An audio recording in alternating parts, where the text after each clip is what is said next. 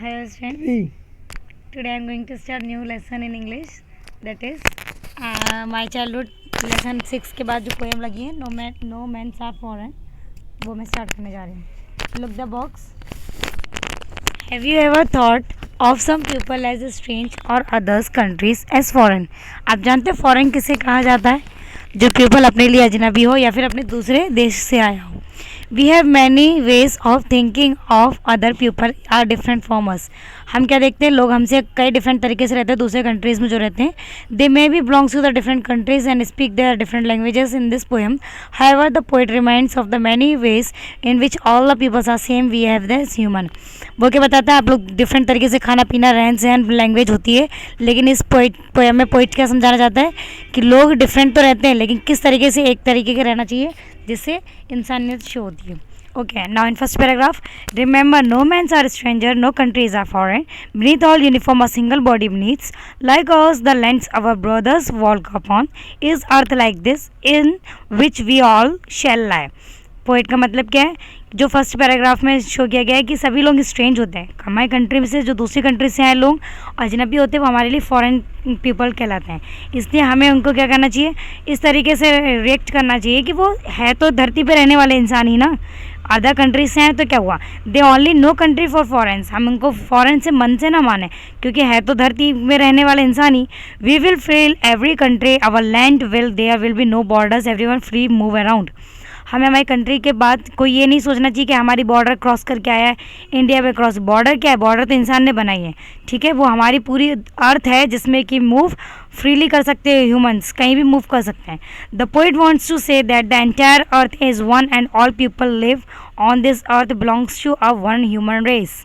People earth में अपने according चल सकता है, घूम सकता है, इसमें इसके लिए बॉर्डर वगैरह ये सब चीज़ ज़रूरी नहीं है. Then he says that inside uniform soldiers country being same. हमारे देखो अपने देश की रक्षा के लिए सोल्जर्स लगें, दूसरे देश की रक्षा के लिए सोल्जर्स लगें, तो वो उनकी ड्यूटी भी सेम है. God has made all a similar way. भगवान ने हम सब कुछ एक जैसा बनाया. इंसान है, प्रेसिडेंट, प्राइम मिनिस्टर, सोल्जर्स है तो सब इंसान ही. उनने अपना अपना वे अलग अलग तरीके से यूज़ कर रहे हैं अपनी अपनी life. Then he says the soldiers और our brothers we walk upon with the mother earth. वो अपनी धरती माँ को धरती माँ के जैसे सेव करते हैं सोल्जर्स, तो हमारा भी फ़र्ज़ है कि हम भी अपनी धरती को, अपना इंसान को एक माने. Okay, next paragraph. They too, aware of sun and air and water, are fed by peaceful harvesters. By vast long winter starved, their hands are ours, and in their lines we read, a labor not different from our own.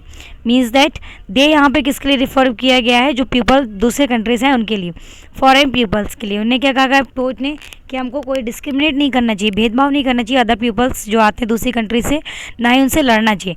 The poet says the nature given to us all bondage like. हमारे nature हमको सबको एक जैसा देता है. सन क्या अलग देता है, अलग सनलाइट देता है क्या, एयर क्या कम ज़्यादा देता है, वाटर क्या फैसिलिटीज़, पानी अलग अलग रहता है क्या, नहीं, ये सब नेचुरल रिसोर्सेज हैं, ये गॉड सबको देते हैं. There is no discrimination. भगवान ने तो कोई डिस्क्रिमिनेशन नहीं किया, तो why peoples do this discrimination. We all has farming during the peace. हम सब लोग खेत का उगाया हुआ खाना खाते हैं, तो फिर हमको लड़ना क्यों चाहिए. Further adds the waste staffs during the winter war and the same belonging to the countries. ठंड के समय में सबको स्वेटर जरूरत पड़ती है, ठीक है, गर्मी के समय सबको अपने हिसाब से रहते हैं, तो फिर हम है ना पीपल्स एक दूसरे पे भेदभाव क्यों करें. He is giving all the examples to convey the reader no differences. इस तरीके से पोइट ने सारे एग्जाम्पल दिए हैं कि हमको किस तरीके से डिफरेंस क्रिएट नहीं करना चाहिए ह्यूमन बींग्स में, ना ही दूसरे कंट्री से आने वाले पीपल्स के बीच में. Next paragraph. Remember they have eyes like us that wake, our sleeps and strength that can be won by love. In every land is common life that all the recognize and understand. It means poet ask the reader to remember some things. Poet कहते हैं जो लोग poem read कर रहे हैं कि कुछ चीज़ याद रखें कि हमारे माइंड में जब चीज़ होनी चाहिए. हम आपस में लड़ते हैं तो हम क्या करते हैं, सिर्फ दुश्मनी करते हैं, लेकिन भगवान तो हमसे नहीं कहता कि लड़ो. God has give them eyes ours peoples make awake and close are sleeps. भगवान ने हम सबको आइज दी है कि सब एक साथ उठो, मतलब जब उठना है, उठना सोना आपका एक जैसा है, जन्म दिया है तो मृत्यु भी दी है. तो फिर हम ऐसा क्यों सोचते हैं कि हम डिफरेंट हैं। Similarly all has strength where weak the through love, हम चाहते हैं कि लव लेना भी और देना भी, दोनों का अंडरस्टैंडिंग होना चाहिए। Life means all things are living, ज़िंदगी का मतलब ही होता है कि जितनी चीज़ लिविंग बींग्स हैं, लिविंग पर्सनस हैं, सब अपने हिसाब से रखें उनको।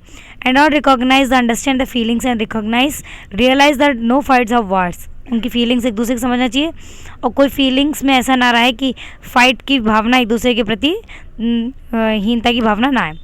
Late us remember whenever we told our hates of brother our self and disposes betray commend, remember we who take arms against each other. Poet का मतलब क्या है? पोइट ये कहता है कि यदि हम एक दूसरे से दुश्मनी करेंगे तो क्या मिलेगा? हम एक दूसरे से सिर्फ लड़ाई करेंगे ना, और इसके बाद हमको प्रॉफिट क्या होगा? कुछ नहीं। We should consider one animals an enemy, हमें दूसरे की एनिमी से कोई मतलब नहीं होना चाहिए। During a war both of the parties must be a loss, यदि कोई लड़ाई हो जाए, कोई वार हो जाए, युद्ध हो जाए, तो दोनों पार्टीज़ का क्या होता है? लॉस होता है। And that is why poet says that there is wise is not for favour, हम कभी लड़ाई की तरफ, कभी पोइट फेवर में नहीं कहता कि लड़ाई करना चाहिए। He says that whenever pick our weapons against everyone we should remember one thing, कभी कोई चीज़ गड़बड़ हो जाए तो हमको हमेशा ये याद रखना चाहिए कि हम सब भगवान के दिए हुए इंसान हैं। Next paragraph, it is the human earth that we define our health of fire और dust outrage the innocence of air that is everywhere around. Remember, no man are foreign and no country is strange. It means that we should keep in mind that whenever we pick weapon against any person, यदि हम किसी के against में कोई बात करते हैं तो हम अपने आप को ना दोष में समझते हैं। यदि हम अपनी कहना चाहिए एयर गंदी करेंगे, पॉल्यूशन फैलाएंगे तो क्या होगा? सांस हमको ही लेनी है ना, बॉडी में डिसीजेस प्रॉब्लम्स तो हमारे अंदर ही आएंगे ना। वही चीज़ वो कहता है, यदि आप अर्थ में एक जैसे हो और आपके अंदर सब में इम्प्योरिटी है तो फिर क्या मतलब है? सबकी सोल प्योर होनी चाहिए और आपस में लड़ना नहीं चाहिए। The fire of war which erupts the smoke come around the dust which fills air, इसका मतलब है कि जो स्मोक, यदि हम धुआं करते हैं, गंदा धुआं करते हैं, एयर पॉल्यूशन करते हैं, तो उसकी सांस तो हमको ही लेनी है ना। इट मीन्स दैट हम अपने आप को हर्ट कर रहे हैं। So it is dirty that polluted our strange in the purity of air. Finally we ends up the poem, इसमें पोइट अपनी पोएम एंड करता है by writing the first line in the reverse, फिर से वो फर्स्ट लाइन को reverse करता है और कहता है रिमेंबर, याद रखें कि no man are foreign, no countries strange, कोई व्यक्ति हमारे लिए बाहर का, परदेश का अजनबी नहीं होता और कोई कंट्री हमारे लिए अजनबी नहीं होती, because of we all are people of God. ठीक है, हम सब एक हैं, ये हमारे अंदर ये थिंकिंग, हमारे मन में ऐसी फीलिंग्स होनी चाहिए। This poem whose poet is James Kirkup. ठीक है, आप इस पोएम को एक बार फिर से रीड आउट करना। I will give you summary and question answers in WhatsApp group. Okay, thank you.